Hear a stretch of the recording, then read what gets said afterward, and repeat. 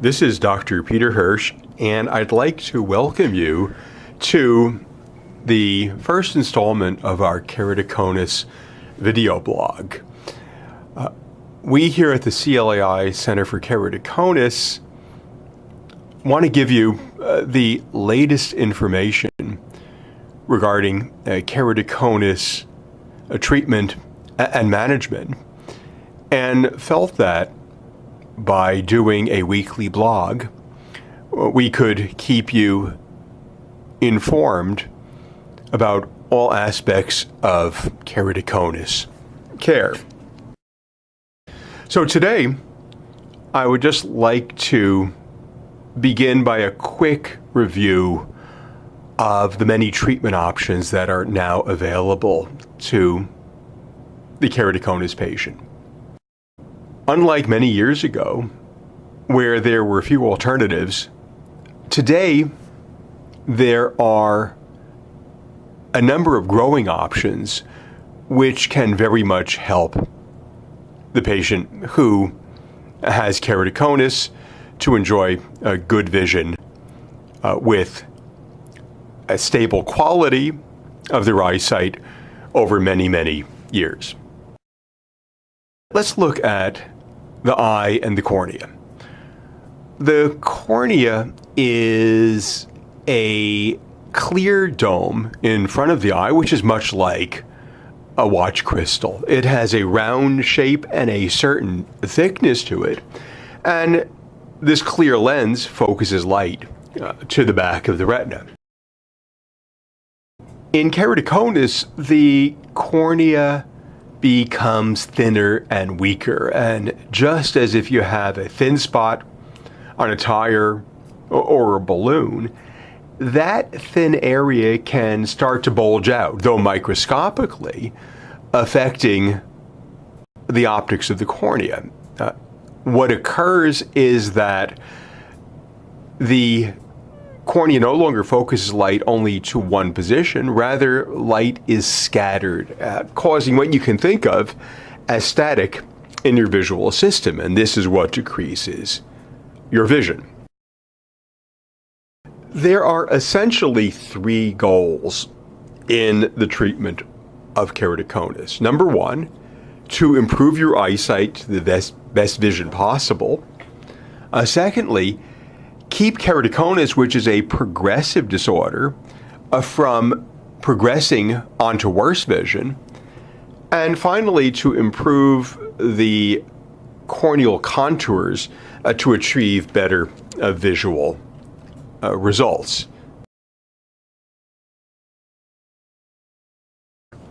First, let's look at improving your vision.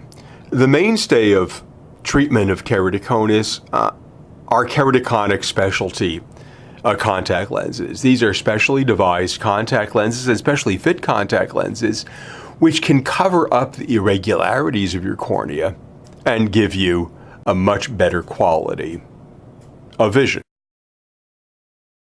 Next, we want to keep keratoconus from progressing. We want to keep it from getting worse over time.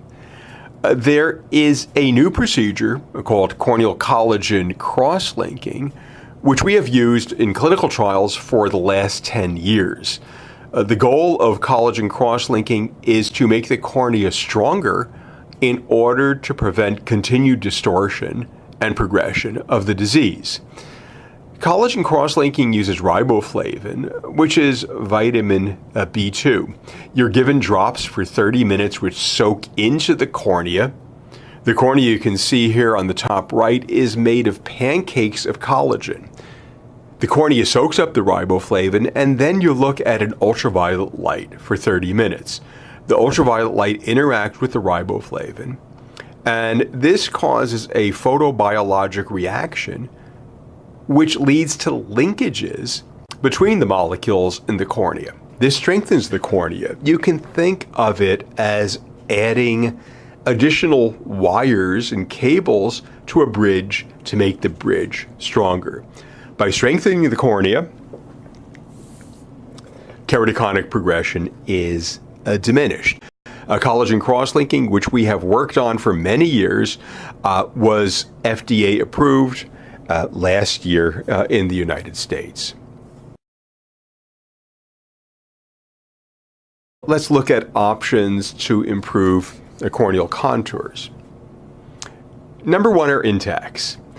If you think of a rigid contact lens, punch a hole in it and cut it in half, this is what an Intacs looks like, as you see on my finger in this picture. This is placed within the cornea via a laser channel, and this tends to push down the bulging area of the keratoconic cornea. The goal of Intacs is to give you a better contact lens fit, to give you better glasses-corrected vision by diminishing visual static, and in some patients, even to give a better general walk-around vision. Next is topography-guided PRK. A PRK is a procedure much like LASIK, but when using the excimer laser in the case of keratoconus, our goal is to improve the corneal contour and the correctability of your vision. The laser uses your corneal map to diminish the elevation of your cone, which is the red spot on the corneal topography map that we see here, and give a generally better optical configuration to the cornea with improvement in your vision afterwards.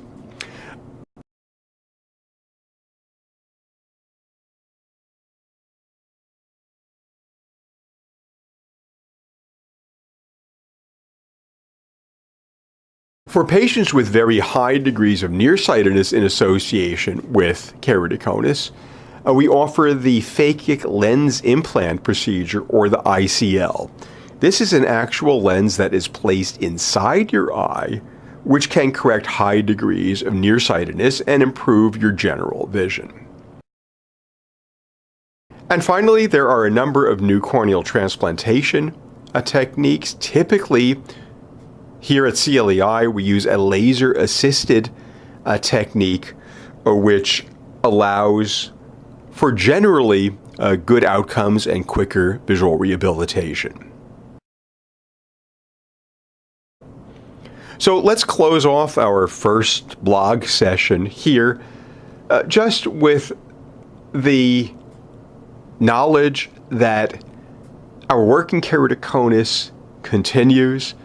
There are new and evolving techniques for all keratoconus patients to achieve good, stable vision over the long term.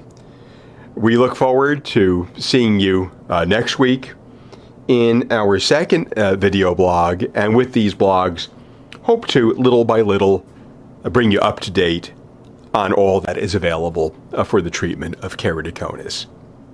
Thank you for watching, and see you next time.